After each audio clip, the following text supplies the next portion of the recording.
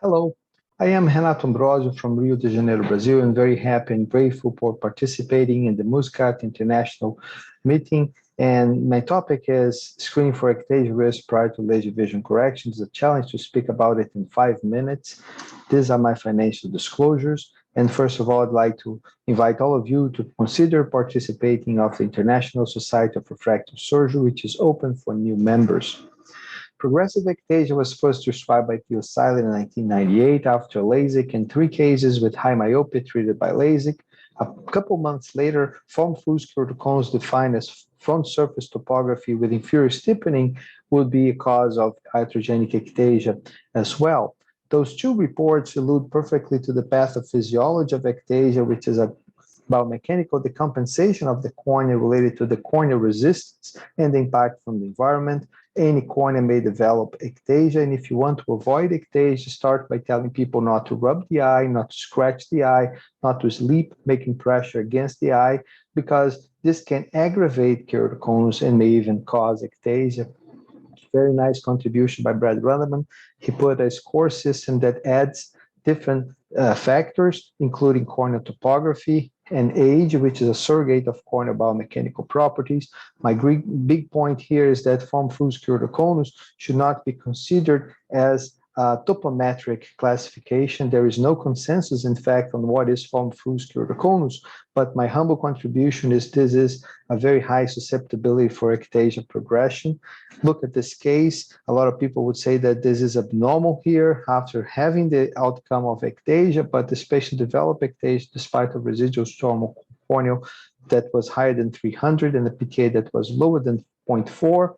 And this patient was one of the major factors for us to go for this study on the subjective classifications, varying from 0 to 3 with a 1.5 absolute scale, the Steve Kleiss classification. This in Pentacam is the holiday scale with a normative 0.5 diopters, varying from 0 to 4, still with the mode of 0. This patient objectively could be seen as susceptible based on Pentacam Bell and Ambrósio display with a high D and a low Artmax. Interestingly, if you look at a larger population, this larger population, the sensitivity will go up to 60% if you optimize the cutoff value, but you can do better with tomography with the Pentacam Random Forest Index, which is a very nice work from Bernardo Lopes looking at artificial intelligence for corneal diagnostics. But when we look at these cases down here, you make the point that it could be related to the eye rubbing of the patient, to the impact from the surgery, but also we can go beyond, and we need to go beyond, not over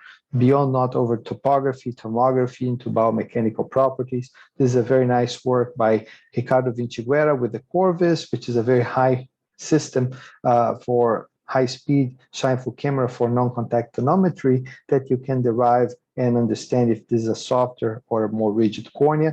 We can combine that with the Pentacam, and the TBI is a surrogate of corneal biomechanical properties. And looking at the expanded optimized version of the AI, in which we go from 96 cases to 551 very asymmetric ectasia cases, we can really improve our ability to characterize ectasia susceptibility. You can see that the V1 has very good separation for the clinical keratoconus, but when you go to the form Fruste, the so-called irregular normal topography, but consider as a normal topography eye from very symmetric ectasia cases, we can go and increase about 10% of the sensitivity with an optimized AI. Eventually, we can get even better with normal other factors with multimodal imaging, and this is the concept of going beyond, not over. It's important to distinguish that keratoconus management is different than screening for ectasia. We need to be objective. We need to apply artificial intelligence. That's the algorithm that we propose. A2I squared, which is applied artificial and ancient intelligence, so that we can improve diagnostics for ectasia, looking at ectasia susceptibility.